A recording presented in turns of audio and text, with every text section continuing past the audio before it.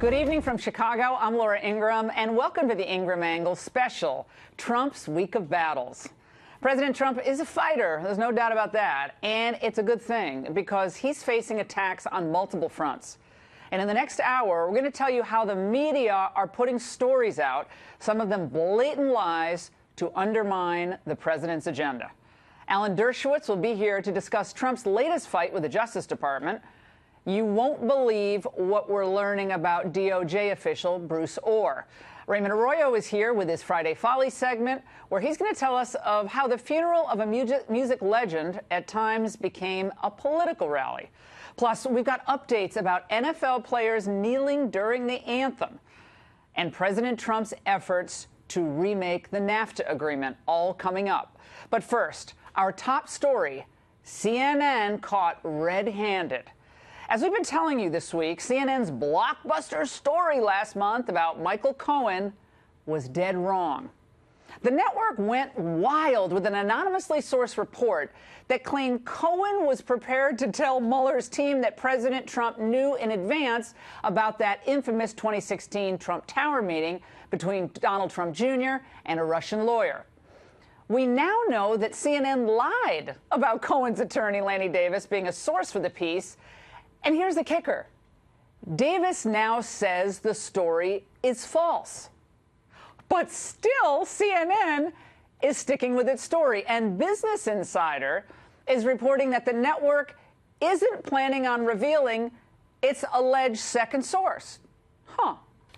And the left wonders why Trump's fake news narrative is working.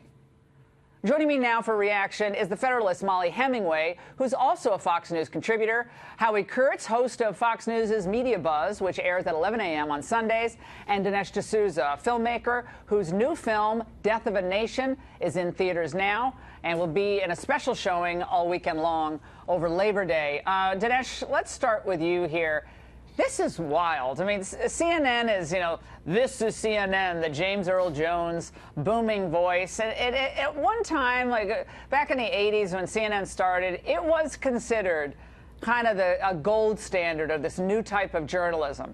Where does it stand now after this Lanny Davis story, complete bungle by the network?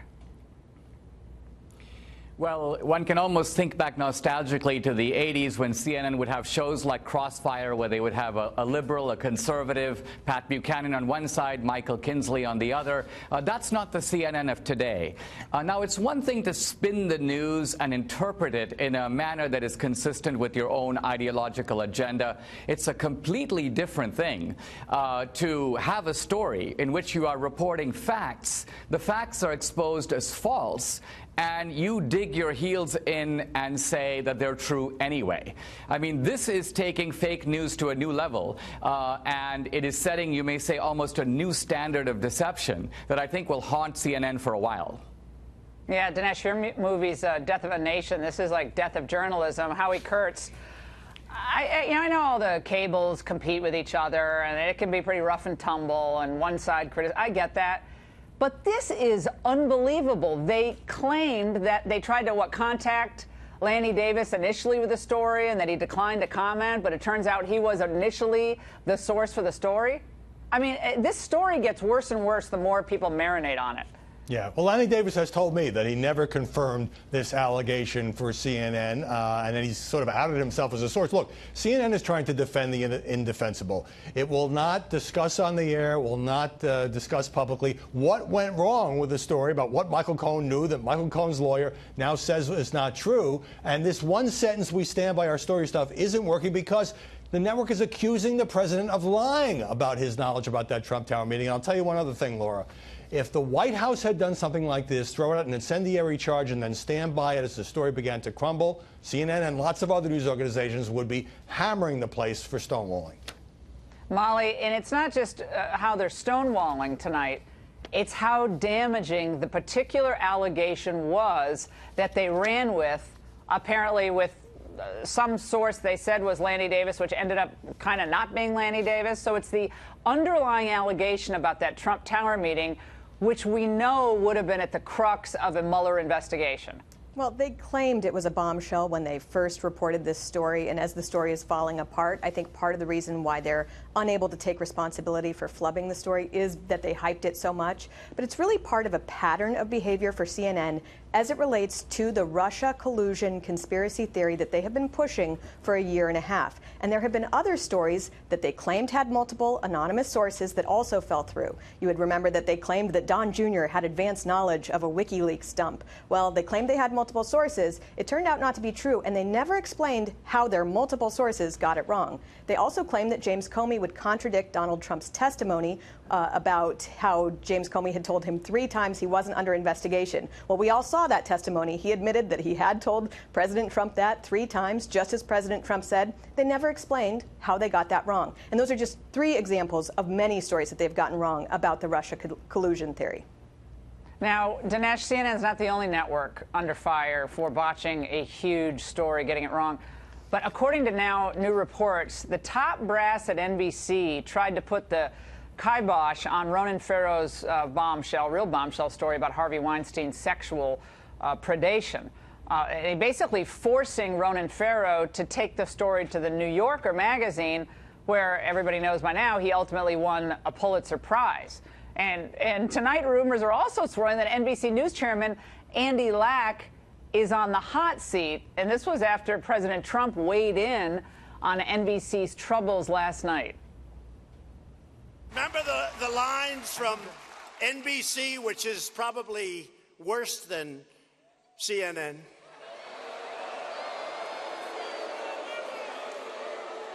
But the word is they're firing the head of NBC. What a great thing to do. How smart. Dinesh, this is unreal. Well, Harvey Weinstein had a lot of power. I think if the CNN story was a lie of commission, the NBC story is a lie of omission. Now, just think about how powerful their ideology would have to be, because remember, this is actually not a lie that would have helped Trump. This actually is a lie to cover up a principle, the principle of sexual harassment, the principle of sexual abuse, which is actually a principle on the left. And so, essentially, this principle can only be trumped by a greater principle on the left. And the greater principle on the left here is we have to protect our own team. They're very powerful people on the left, George Soros, Harvey Weinstein, and it is an unwritten rule, in a sense, of progressive journalism that these people are untouchable and that you have to run defense for them and run protection for them. I believe that was what was going on at NBC. Yeah, he thought he was untouchable, and Harvey Weinstein thought everyone else was touchable. That's the problem here. Howie Kurtz, this is another wild story. Harvey Weinstein had an enormous amount of influence in Hollywood, enormous amount of political clout with all the fundraisers he hosted, the money he raised, and deep friendships within the Peacock. I mean, he and Andy Lack, I hear, were very good friends. What happened to the "we treat all women the same as men, we believe in women's rights"? And when this Ronan Farrow, young journalist, was hot on the trail of this story, general counsel was saying, you better back off or we're going to smear you. Again, these are reported allegations by, I guess, the producer of Farrow's work. Right. Well, that particular allegation is denied by NBC, and I don't know how much pressure Weinstein brought to bear, but it remains a huge embarrassment for NBC that after 8 months of research, it let Ronan Farrow walk out the door with that prize-winning story that essentially launched the Me Too movement. And now you have Farrow's investigative producer, who just left NBC saying this was a massive breach of journalistic integrity by NBC, that NBC was never enthusiastic about the story. NBC claims he didn't have enough, he never been willing to go on camera. But 2 months later, this meticulously reported piece appears in the New Yorker, and it looked like NBC just didn't have the guts to take on Harvey Weinstein. Well, what's your gut on this, Howie? Do you think this producer is blowing smoke here? I mean, it sounds a little odd to me, doesn't it? Like, oh, he didn't have enough. They said today he didn't have enough sources. It wasn't well sourced enough. I think he was working on it, and they came down on him and said, When you're a reporter, you know whether your bosses are enthusiastic, particularly about a sensitive investigative piece. NBC was not. NBC was willing to let him walk out the door, and so exactly. Nothing can change the fact that NBC blew this one big time. And Molly, before we let you go, this story also bled into Andrew Cuomo because the report came out that he pulled back on an investigation into Weinstein, I guess after Weinstein's attorney gave a $25,000 donation. So it even bleeds into that part of the political world. It's really clear that we see a lot of stories that get suppressed or elevated depending on political affiliations or friendships, and that's really inappropriate. We want to believe that our legal institutions and our media institutions will tell the story regardless of where it takes them or apply justice regardless, and that is a problem that we're facing in this country right now with different standards for different people. All right, we have one more topic, so we have time for that. One final topic. President Trump last night also shared his thoughts on the current censorship controversy with big tech. Look at social media. It's a thing called free speech rights. You look at Google, Facebook, Twitter, and other social media giants, and I've made it clear that we as a country cannot tolerate political censorship, blacklisting, and rigged search results. And you know it can go the other way also. We will not let large corporations silence conservative voices. Well, the focus on this from President Trump and conservatives may be having an effect, with reports like this one from the New York Times stating that some Facebook employees are fighting against this intolerant liberal culture. Dinesh, you have written about this in books and spoken about this on college campuses. The West Coast, otherwise affectionately known as the left coast, especially in big tech, overwhelmingly left-wing, overwhelmingly probably voted for Hillary. And yet they say, oh, this is just an algorithm. You're all floating conspiracy theories. But now you got Facebook employees complaining about the monoculture.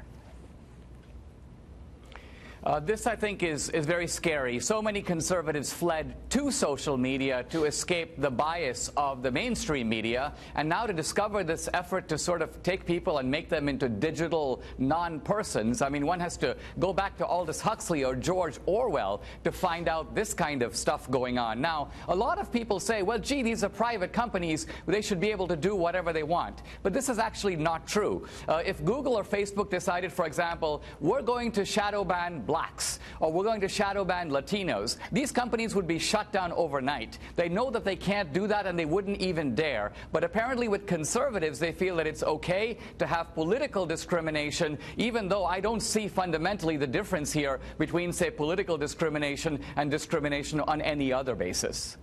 Howie, how big of an issue is this? I mean, I can tell in my radio audience, it blows up the lines. Everyone wants to talk about it. Everyone seems to have an experience with it. I know that seems anecdotal, but I find Bing, by the way, Bing is the best search engine. There's the least bias in Bing. For whatever reason, that's what I've discovered. Howie. Right. Well, it's a huge issue because social media is the new public square. And Facebook and Twitter both have acknowledged that they have a problem with instances of bias against conservatives. I think the evidence against Google is a little less clear. So President Trump and others on the right are obviously going to speak out about this, because if you don't, you can disappear if you don't show up in the search rankings or in the trending topics or whatever. But at the same time, I don't think government regulation is the answer. So there has to be another way.